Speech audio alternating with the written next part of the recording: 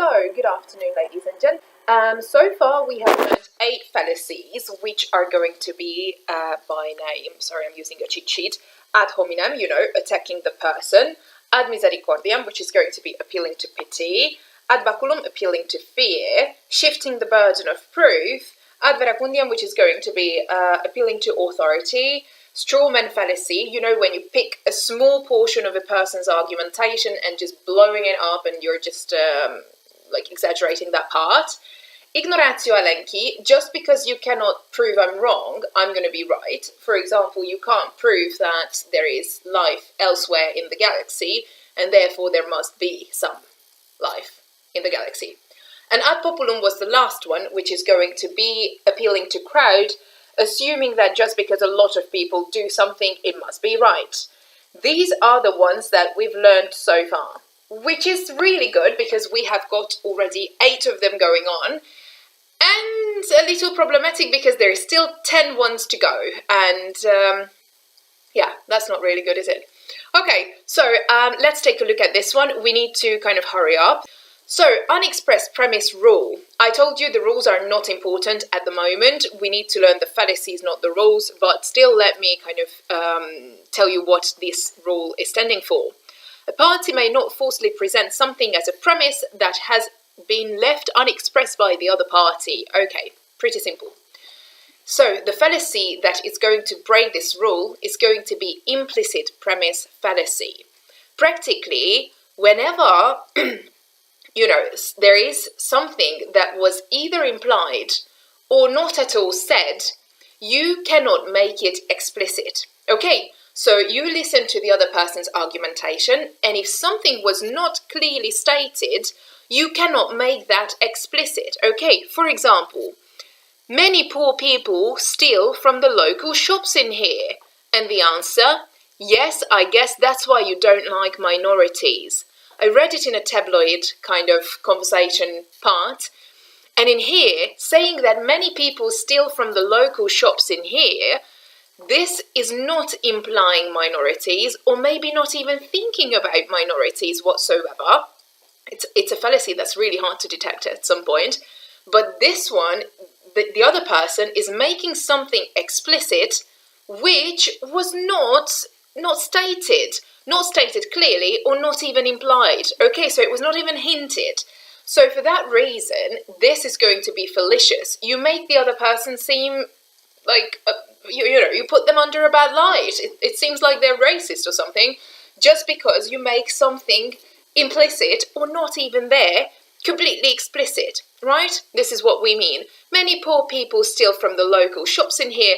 Yeah, I guess that's why you don't like minorities. This is not nice. This is fallacious, okay? You cannot make something that is implicit completely explicit. Okay, good. Oh, this one is not moving. Great. Starting point rule is the next one, ladies and gents. So, this rule, which is like, a party may not falsely present a premise as an accepted starting point, or nor deny a premise representing an accepted starting point. Doesn't really matter. This rule is going to be broken by a few fallacies we have learned already. For example, shifting the burden of proof, we've learned that. Petitio principio, we haven't learned that one. Loaded question, we haven't learned. Change of standpoints, we haven't learned. Let's take a look, okay? Petitio principii is going to be the next fallacy, right? So after the first one, which is the implicit premise fallacy, I just brought them together. Petitio principii, next one. This one is going to be circular argumentations. Normally, we start out at one place with an argument and end up somewhere new. This is how we tend to argue, that you go from A to B. But in here, there is no progress. You go from A to A, and that is going to be fallacious. Those people who don't actually say something, just like going round and round in circles. That's not good. P, therefore P, yes, or A, therefore A. That's not a good argumentation, that's fallacious. For example, it is obvious that God exists because the Bible says he does, and the Bible, as the word of the God, can't be wrong. So, A, therefore A. The Bible says that God exists, therefore God exists because the Bible says so. Okay, it's like a circle. You don't really go anywhere with your statement. Next one, women should have rights. But women shouldn't fight bulls because a bullfighter is and always should be a man, but women should have some other rights. Okay, this one I read also in a magazine. This one is going to be a circular argumentation once again, because you say that like women should have some rights, therefore women should have some rights. Okay, we don't really move away from the original statement. We just return to it, and therefore we don't really add anything of value to that statement. This is going to be fallacious too. Okay, loaded question. Now this one, or the political life enjoys this one really, really, really much. It's a complex question, the loaded question, which is like not a straightforward one. There is an assumption hidden in it. So practically it's a question which has also got a statement in it. Okay? So practically, asking a question and at the same time stating something is going to come up to a loaded question. Okay, and if the other party wants to respond to this question, he or she straight away will accept the premises that we actually share in them. Let me show you an example. Since when have you been beating your wife? This is a question, and this is already like giving an assumption that you have been beating your wife and you have been beating her for a while. Since when have you been beating your wife? There are two assumptions in it, okay? And the political life also enjoys these loaded questions. For example, aren't you tired of lying to the public left, right and centre, right? And that has got an assumption in it that you are lying to the public, okay? And these kind of questions, they will always be super difficult to answer, because if you want to straight away respond to it, aren't you tired of lying to the public? You can say that like, no, I'm not, or yes, I am. Straight away, you will accept the assumption in it. So, in my opinion, how long have you been dating my boyfriend? Yeah, that's an uncomfortable situation. There is an assumption in this question as well, okay? Or any kind of an assumption.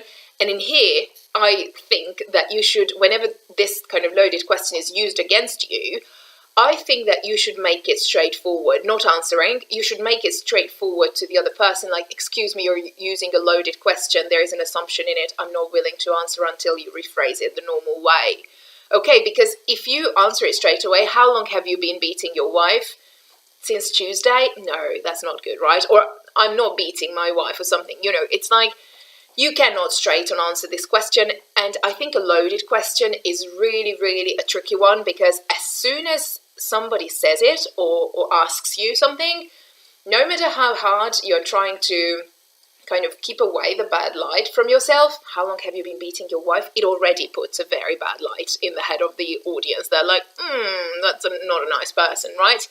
So I think that you have to be very much explicitly like rejecting this kind of a question, saying that like, this has got no truth value whatsoever. Please rephrase your sentence, because this question is just not right and it's not ethical, not moral. Okay, I think that's how you should step up against this one. If you want to use it, it's a good one to use. Congratulations, you should do that. Okay. Next one, change of standpoint. This one is also a fallacy that I wanted to teach you. And this is like, when we feel strongly about a topic, we may kind of rush into like hasty decisions and defending a position and jumping from this and that premise to another one and to a conclusion. And we just don't want to seem irrational, but sometimes in the haste and in the heat of the moment, we just can introduce a new standpoint as well, and just giving newer feedbacks and stuff like that, which is not fallacious. Introducing new ideas, once you say that, okay, I retrace my original idea, I think that was wrong, and then introducing a new one. There's nothing wrong with that. It means that you're a thinking person, which is, highly recommended. But saying something that, like, you've got a standpoint and you are kind of moving away from it as if you had said this one originally, that's fallacious. Okay, so that's a problem. For example, here is a conversation between two workers. There is no point in these stupid meetings. They just take away time from my work, and then they expect me to be ready with all the stuff I could not finish because of the meeting. This is what we introduce. The meeting is useless, right? Yes, but if there were no meetings, we would probably not know how to carry on, and all our work would be in vain. Okay, here are two people saying, meeting is completely useless. The other person says, the meeting is good. Then the person says, yes, that's what I'm saying, but we should not waste so much time on the details that belong to the lower levels. Okay, now you can feel it, right? Meeting is useless. No, it's not. And then you say, yeah, it's just that they're too long. Okay, so there is a change of standpoint. At the beginning, he said, or she said, that the meeting was completely useless. And then in the end, they said that that the meeting was just too long and it focuses on lower levels instead of the leadership, right? So this is an absolute change of standpoint. And once you have made your point, you cannot deny or prove a new standpoint until you retrace the original one. So in here, in order not to be fallacious according to the ancient Greeks and Romans, the person should have said, you're right, and I do retrace it, or everything that I've said. I don't think they're completely useless, but I still do believe that they're slightly too long and they're not well focused. Okay, so you cannot just drift between opinions, and you cannot just change your standpoints just by, introducing new ones without actually admitting to have changed it. That's what I'm trying to say. I'm hoping you get that. Okay. Good. New rule is coming on, and 2 new fallacies are going to be introduced. These are, in my opinion, the most difficult ones, and I think it's very, very, very difficult to understand these. So, and to detect these, I'm not sure. Whenever we are having presentations with my ex-students as well, whenever we had them, these were the least kind of spotted, or majority of them didn't really notice these ones, and who did, I highly praised, because I think it's very difficult to detect. Okay, yes, you cannot kind of regard a standpoint conclusively, defend it if it's not. Rules we don't care about. Let's look at the fallacy. Denying the antecedent, or denying the premise fallacy. Practically, this is the first one. So you actually deny the premise, and therefore you believe you can deny the conclusion as well. Okay, so it says you are using this fallacy if you deny the premise, and therefore you think it's all right to deny the consequence as well. Okay, that's what I said a moment ago. Sorry. Okay, let's see. Whenever she is depressed, she wants to go to the pub. This is the original statement. She is not depressed now. We are denying the premise. Therefore, she won't go to the pub. So you deny the premise, she's not depressed now, and you deny the conclusion, therefore she's not in the pub now. This seems to be a correct piece of argumentation, but it's not. It is fallacious. Once you deny a premise, you cannot straight away deny the consequence, because she can still go to the pub. Okay, when she's depressed, she goes there. Now she's not depressed, but she might still go there because there is a party, or she wants to have a drink, or she's an alcoholic. She's always there, it's just that the original statement didn't say it. Okay, so practically in here, just by denying the premise, you think it's okay to deny the consequence as well. Let's take a look at the next one. If I were Italian, I would surely know what the capital of Italy is. I'm not Italian, therefore I do not know what the capital of Italy is. We do feel it in here better, don't we? This is a better example in my opinion. You deny the premise, I'm not Italian, and therefore I won't know what the capital of Italy is. What is wrong with this argumentation? It seems to be fine, but it's not. That just because I'm not an Italian, I can still have some average intelligence and know what the capital of Italy is. Okay. So this is what it is. I can give you 1,000 more examples. For example, whenever there is apples at home, there are apples at home, I'm gonna make an apple pie. And so what? There is no apples at home. Oh yeah, this is not a good example, is it? Let me think of a new one. Sorry. Come on. Let me give you that was an example to another one. Let me give you another one, which is going to be good. Whenever it is sunny, I go out for a walk. It's not sunny now, therefore I will not go out for a walk. Okay, now this is it. Sorry about the previous mistake. So this is it. Just because it's not sunny now, I can still go out for a walk, okay? It's just that whenever it's sunny, I will definitely go. Now that it's raining, I might still go for a walk. The argumentation is not going to be valid in this sense, okay? So you deny the premise, and I want you to give me more examples for this one, please.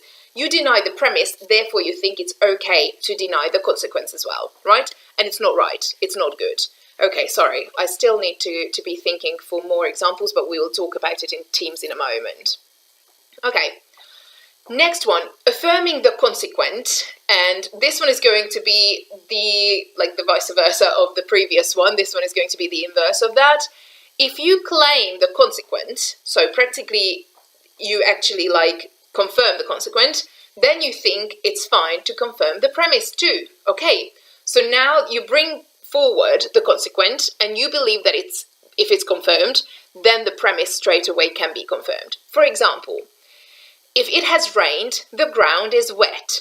The ground is wet. This is affirming confirming the consequent. The ground is wet, therefore it has rained. What is the problem with it? Formally, it's fine. It's just that the sense of it is not fine. Okay, that's why it's so difficult to detect this stupid fallacy, because it's just going to be so difficult.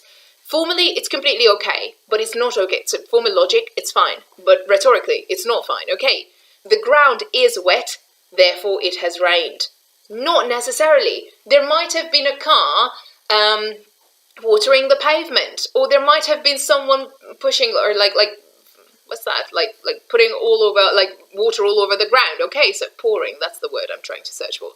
Okay, so it's just it's not necessarily the rain that made the ground wet. Let me show you another one. If she's Brazilian, she speaks Portuguese. She does speak Portuguese. I'm affirming the consequent. Therefore, she is Brazilian. This is not fine, right? She does speak Portuguese, therefore she must be Brazilian. Not necessarily. She can be Portuguese, or she can be anything else, and any other kind of a race who speaks Portuguese. Okay, it can be anything practically. If a person is a politician, they must be greedy. Bob is greedy, so Bob must be a politician. Do we feel this? That Bob is greedy, and therefore they must be a politician? No, not necessarily. 1,000 other jobs can come with greed, and politicians are not necessarily greedy either. But in here, just by affirming the consequent, Bob is greedy, therefore he must be a politician necessarily, this is a wrong argumentation as well. Now here comes my example with the apple pie, doesn't it? So, whenever there is apples at home, I always make an apple pie. There are apples at home, therefore I'm sure I will make an apple pie. Not necessarily. Okay, formally it's fine, but in meaning, I might just eat it on its own, or I might just make palinka out of it, or something that I like. Okay, so it's not necessarily a valid argumentation, and I'm wondering if you can give me any more for this ones. So this one was denying the premise and affirming the consequence. These are the two hardest fallacies, in my personal opinion. I think they are very, very difficult to detect.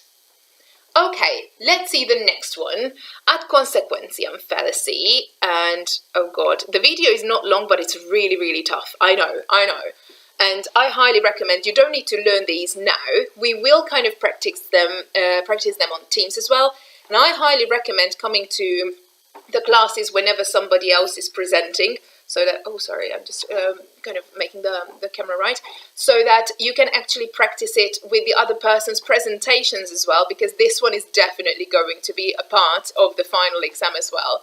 I might be asking you questions like, can you please give me an example to what a loaded question is, and give me an explanation to that. Okay, so it's definitely going to be part of the final exam. So the validity rule, of course, you can only believe that a claim is logically valid if it is logically valid, okay. And the fallacy is going to be ad consequentiam fallacy. Now, we often use this one as well.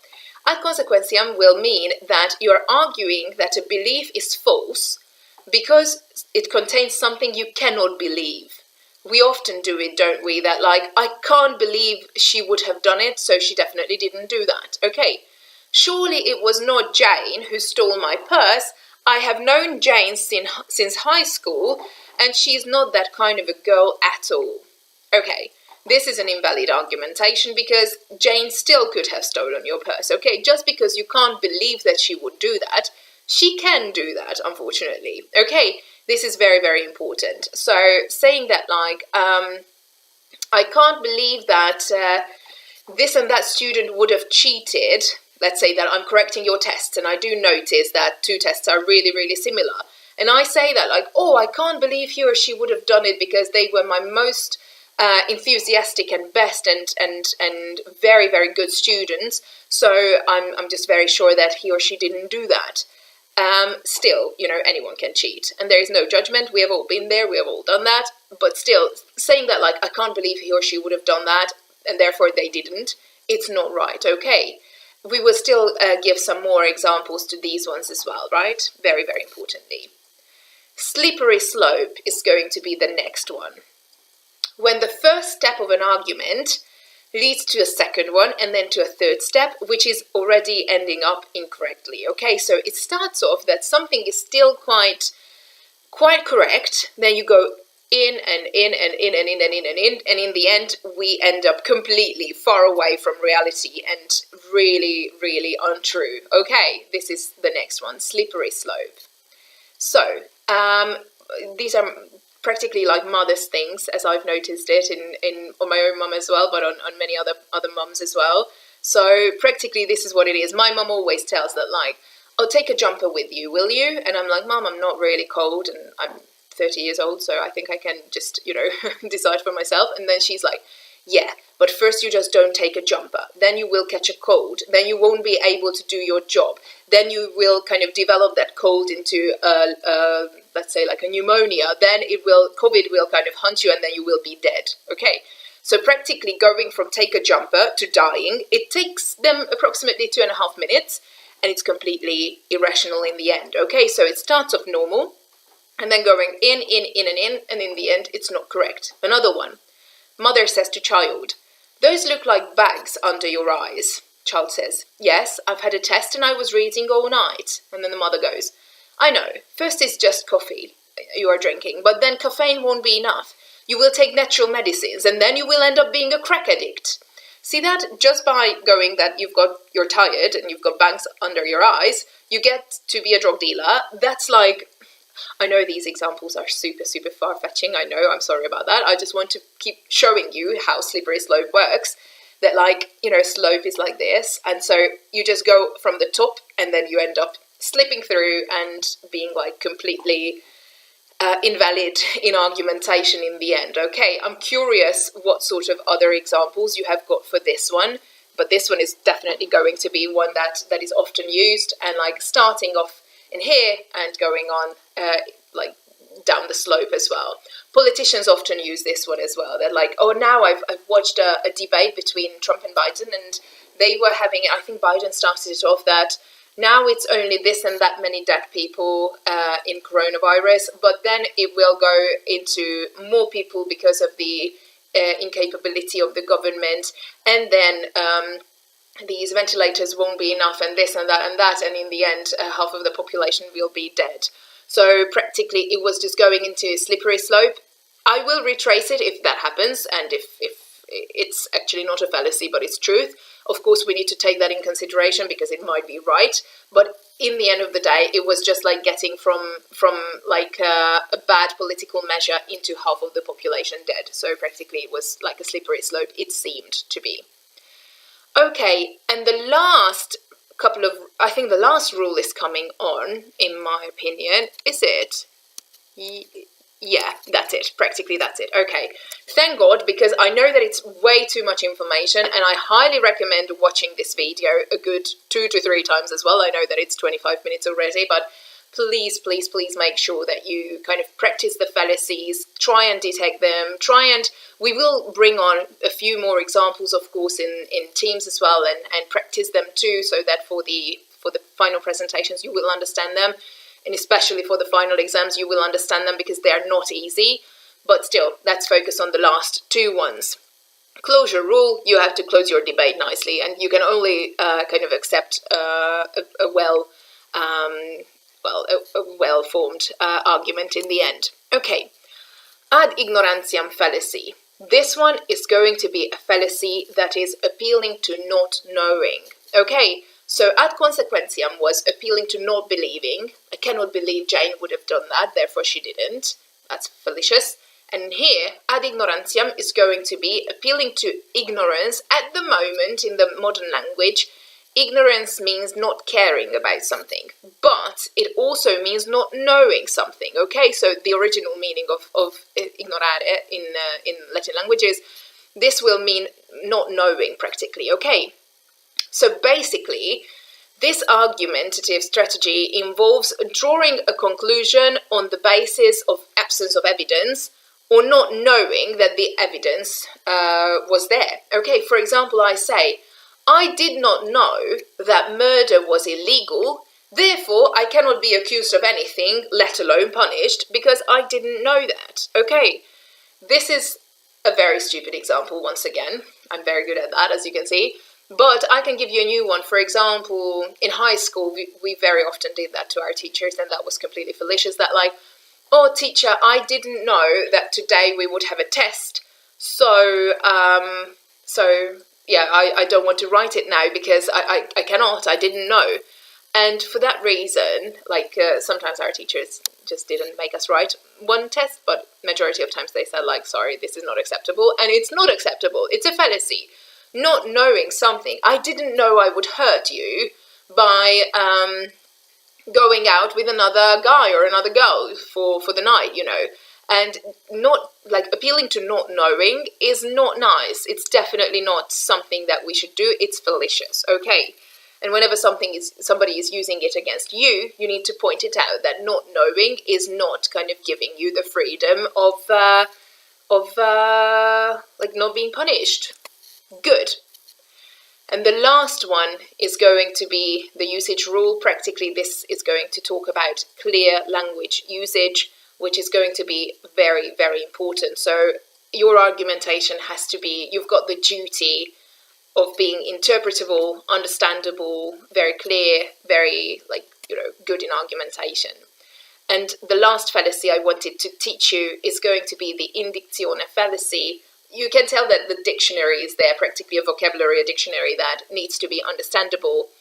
And this argumentation is practically the non-clear argumentation, something that is just not right. Either the word usage is going to be not fine, or you are using very like high quality or Latin words. Oh, I'm using Latin words right here, but you know, I need to. Using very complicated sentences in order not to be fully understandable, of course, or pointing at people saying that like, oh, there is this and that, not being clear in your argumentation or not giving a clear answer is going to be this indictione fallacy. Look, that girl is a kleptomaniac. Which one? Are you saying it to warn me? What is a kleptomaniac anyways? Okay, so practically not being clear in your argumentation is going to be the indictione fallacy. You need to be clearly pointing out whom you mean about, what you mean about, and what your argumentation is about. Okay, lastly, I wanted to show you an exercise. So I will show you a political debate. This is what I meant last time. Sorry, I'm jumping between slides. I wanted to show you this last time, but the video was already really, really long. So I'm going to show it to you today. It's going to be Stephen Baldwin, as I've mentioned, famous actor. And it's going to be a congressman, Rod Paul, I think it's his name. And they're going to be talking about drug legalization. The whole case was coming along because in 2000 and something, 4 or 5, Michael Phelps, the very famous American swimmer, who has got like 20-something gold medals, he was using drugs. He was using, I think, marijuana. He was smoking from a pot, and so for that reason he was accused of showing a really bad example to young children, and he is like a role model, and he's like a model for children, yes, and he was showing a bad example. So for that reason they created this debate, And you have to listen to it. Please check it out right now. Put down your notes as well, because in Teams we will take a look. And we're not going to play the whole thing, but I want you to see what sort of fallacies there are in it, okay? And we will talk about them in Teams. Let's take a look if it works. Yes, Ron Paul and Stephen Baldwin. Legalization of marijuana. Should marijuana be legalized? We'll debate the pros and cons right now. In the anti-legalization camp is actor Stephen Baldwin, and on the pro side is Congressman from Texas Ron Paul. He was a presidential candidate, and Paul has sponsored hemp-related legislation. Gentlemen, round one. Okay, what's your reaction to the hoo-ha over the Phelps photo? Ron? Oh, I'm sorry, over the what? Over the photo, the Michael Phelps photo. What was your reaction to all of that? What happened with Michael Phelps? I mean, he basically lost a lot of his endorsements. On Phelps. Well, the whole thing, I think, is a mess. It's outrageous. I think we're getting carried away with the whole war on drugs. That's how silly the whole thing gets. Drugs are very dangerous, but there's a lot of things that's very dangerous. The question is who should regulate danger? Should we assume responsibility for ourselves, or should the government take care of us? And I don't believe in the nanny state. If you do have regulations and laws, they should be at the state level, not at the federal level. We didn't even have a federal law up until 1937, and here we are. We have spent hundreds of billions of dollars in a very unsuccessful attempt to regulate drugs, and you have all these weird examples. That's one example you mentioned, but what about a sick person dying with cancer, goes out and uses marijuana when it is legalized in a particular state like California, and the feds come in and arrest them? I mean, there's so much violation there of common decency and the Constitution, and it makes no sense. The drug war is a total failure, and the federal drug war ought to be revisited and, for the most part, gotten rid of. Okay, Stephen Baldwin, hi. You're against legalizing marijuana. Why? Well, it's a little bit ironic. I could see why Jimmy wanted to rush out of there so quickly.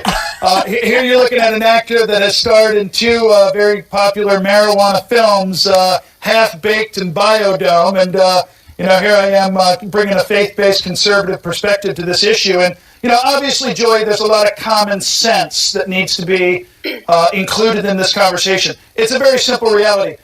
Marijuana leads to doing worse things. That's just a fact. I don't care what anybody says, what the debate is. When you smoke marijuana at a young age, it'll usually lead to alcohol abuse and harder drugs. So right there, that's one reason why it should not be legalized. We've heard that for years, that it's a gateway drug. What do you say to that, Congressman Paul? Well, I think that's silly. Probably the most addictive drug in the country, in the world, is nicotine. And nobody talks about nicotine being a gateway drug. So there's no sense to that. And besides, it's not nearly as addictive as alcohol. So if you're a consistent person and you think the government should be regulating personal behavior, you have to be for prohibition of alcohol. And when you look back and throughout history and what happened to that was a total disaster. It created the Al Capones. And right now today, there's so much violence today, not because people use drugs, but because they're illegal. That's why, the people who benefit the most by all these laws, these are the drug cartels. They lobby to keep these laws in place because they can't exist without them. You don't have the Al Capones now because you don't have prohibition of alcohol. Prohibition is what is bad. And this does not mean we endorse personal behavior that is not beneficial. It just means who regulates personal behavior, and it shouldn't be the state. There's no benefits to it. It's like regulating church behavior or religious behavior of any sort. So I see no purpose in doing this. Okay, Stephen, we'll get back to you when we return. Okay, more Baldwin versus Paul. Okay, we're back. Stephen, let me ask you a question. Congressman Paul brought up the whole idea of medical marijuana. What is your response to that? People have glaucoma, they're nauseous from anti-cancer drugs. What do you say to that? Well, again, there is, not a whole lot of research to back up the fact that there aren't alternatives even to that. There's lots of pain relieving practices that people can study. So I must say that, to be honest with you, Joy, when in fact there are people for those reasons that do have success with it, then if prescribed under a controlled situation, then yes, obviously that makes a lot of sense. But back to Mr. Paul's statement about, the addictive aspects of smoking cigarettes. Obviously, if I smoke a cigarette, I'm not going to get in my vehicle and be impaired potentially to damage somebody else's life. If we legalize marijuana, there's no question that the number of deaths related to people being impaired under the influence of marijuana is going to increase. The question is, just to be able to tax it, is it worth it? That's the question. Ron, what do you say to that? Well, I understand there's a few people who smoke marijuana already. And how many times have you seen somebody arrested for driving under the influence of marijuana? I mean, I've never even heard of it. Driving under the influence of alcohol, that is dangerous. But people shouldn't do that, and they should be responsible. But you can't get more people smoking marijuana. It's just that what is so bad is the war on marijuana, putting people in prison. They can be caught using drugs for the third time, never committing a violent act, and putting them in prison for life. And yet rapists and murderers can get out. And if you think of all that expenses, you're talking about hundreds of billions of dollars that get spent on this. And people usually who get sent to prison for nonviolent drug use come out as violent criminals. So it makes no sense at all to pursue this method because marijuana is not going to increase car accidents. Let me tell you, that is not the case. I would think that it's hard to detect if you're high on marijuana when you're pulled over by the police. There's no breathalyzer test. So how would we know what effect it has? Well, Go ahead, Ron. Go ahead, Mr. Paul. Go ahead, Ron. Well, that's a possibility, but even under today's circumstances, nobody gets arrested for it. And the alcohol... Okay, let's just stop it right here. I think you did get the taste of it. So what we need in here is to detect a few fallacies, and I would like to be analyzing it for you or with you so that it's going to be easier for you in the presentations. So first of all, we started off, oh, damn it, false dilemma. I still didn't put it up in my slideshow. I will put it in as well. False dilemma is showing that, like, you know, you either do this or that one, and there is no in between. Those are the ones that we kept mentioning in the previous video as well. So, first one, it says, Ron Paul, he's the pro-marijuana and pro-legalization, and Stephen Baldwin is going to be the anti-one. So, the person, Ron Paul, the congressman, says that we didn't have a federal law before, so it would be fine not to have one now. You know, that's how we started, that we never used to have it, and this is going to be the hard fallacy, you know. You deny the precedent, and therefore you think it's fine to deny the consequent as well. Okay, so this is going to be definitely denying the precedent, kind of a fallacy, which is going to be very hard to detect, but he said one. Okay, drugs are dangerous, but other things are dangerous too. This is irrelevant conclusion. This is completely stupid. Okay, because they're talking about drug legalization. We don't really care how other things are dangerous as well. You know, we're not talking about scuba diving or high jump or something, which are also very dangerous. Okay, he also said that imagine a sick person dying of cancer and they not being able to be treated just because drug legalization doesn't occur. That one is a complete ad misericordiam, appealing to a lot of pity as well. Majority of people who are using drugs are not going to be the sick people dying in cancer. That's just a very thin layer of the society who are using it. Majority of times this is recreational for sure. Okay, many times how many times have you seen people being arrested by driving under the effect of marijuana? This is also ignoratio elenchi, irrelevant conclusion. Just because you cannot prove me wrong, therefore I must be right. But the lady did prove him wrong. There is no breathalyzer for an alcohol. You know, you need to, like alcohol test, you need to blow like a sauna or something. And in here, it's very hard to detect who is high on marijuana and who is not, because there is no breathalyzer for that. So practically, this one was an ignoratio elenchi. This one was like an irrelevant conclusion in here, saying that, like, just because you don't see people driving under the effect of marijuana, they don't exist. They do exist. There is just no breathalyzer for that one. Let's see Stephen Baldwin as well, ladies and gents. So he says, marijuana leads to worse. It will be a gateway drug, then it will lead to alcohol problems, and then it will lead to hard drugs and blah, blah, blah. This is like a slippery slope kind of a thing until it's not proven right. Okay, so in not everybody's case will it be a gateway drug. Some people do it once or twice and then it's that's it. or some people do it recreationally, and that's it. But he's of course right in this that it can act as a gateway drug, but not always. And it's but he was saying that, like, I don't care what anybody says. It was what it is, and there is not a lot of research behind it, so therefore it must be right, because marijuana leads to worse things in the long run. Then there was a huge change of standpoint. So he was saying that, like, under no circumstance should it be legalized. And then in the end he says that, like, oh, okay, if prescribed, if it's for the cancer people, then it makes a lot of sense to be legalizing it. He was changing his standpoints completely. And then he was also saying that, like, it's a difficult kind of job to defend your position in this show, and, like, I understand why Ron Paul, why Jimmy, he wanted to rush out of, like, the whole topic in here. This was like an ad hominem attacking the person that they wanted to give a very quick answer and getting away with the whole topic practically, and not to, you know, like, take full responsibility and answering it. Practically, these are the ones that I wrote up. I'm very curious if you did kind of put down a few more fallacies or not. These are the ones that I spotted straight away. And I highly recommend, ladies and gents, doing something like this in your work as well, choosing either a debate or a political speech or a film part or anything that you fancy and you think is detectable. Ladies and gents, I would like to thank you for your attention, and I'm hoping that everything was understandable and we're still keeping on practicing, because it's a lot to digest at the moment. Thank you so much for your attention, and see you in a minute in Teams. Bye-bye.